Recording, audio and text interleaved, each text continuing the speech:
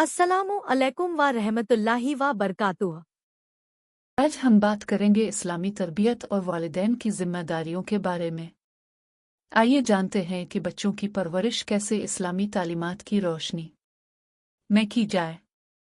इस्लाम में वालिदैन को बच्चों की परवरिश का सबसे बड़ा जिम्मेदार समझा गया है। ये एक अमानत है जो अल्लाह ने हमें दी है। बच्चों के दिल में तौहीद और ईमान की बुनियाद डालना वालिदैन का फ़र्ज़ है। बच्चों के दिल में अल्लाह की वहदानियत और मोहब्बत पैदा करें। उन्हें आसान अल्फाज में समझाएं कि अल्लाह ही सब कुछ करने वाला है और हमें सिर्फ इसी पर भरोसा करना चाहिए। नमाज बच्चों की ज़िंदगी का लाजमी हिस्सा बनाएं। उन्हें मोहब्बत से नमाज सिखाएं और उनके साथ नमाज पढ़ें। रसूलुल्लाह सल्लल्लाहु अलैहि वसल्लम ने फरमाया, अपने बच्चों को 7 साल की उम्र में नमाज का हुक्म दो। बच्चे वालिदैन की नकल करते हैं। अगर आप अच्छे अखलाक, नमाज और कुरान की तिलावत का नमूना बनेंगे तो बच्चे भी उन्हीं आदात को अपनाएंगे। चूंकि साथ अंबिया की कहानियां शेयर करें ताकि वो अखलाकियात सीख सकें। जब वो अच्छा काम करें तो उनकी तारीफ करें।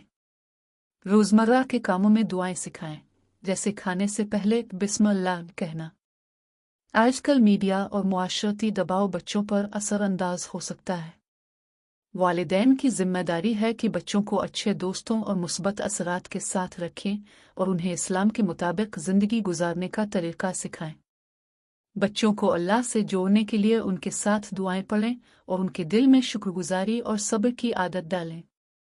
अंबिया की कुर्बानियों के वाक़यात सुनाएं ताकि वो अल्लाह के अहकामात पर चलने की अहमियत को समझ सकें।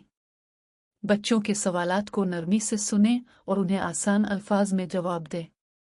मिसाल के तौर पर, अगर बच्चा पूछे कि रोज़ा क्यों रखते हैं, तो कहीं रोज़ा हमें सब्र और अल्लाह की नेमतों की कदर करना सिखाता है।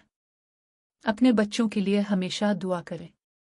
याद रखें, एक नेक औलाद वालिदैन के लिए सदका जारिया है। अल्लाह हमें बेहतरीन वालिदैन बनने की तौफीक अता फरमाए। वीडियो पसंद आई हो तो लाइक करें, शेयर करें और सब्सक्राइब करें ताकि मज़ीद लोगों तक ये पैगाम पहुँचे। जज़ाकल्लाह खैर।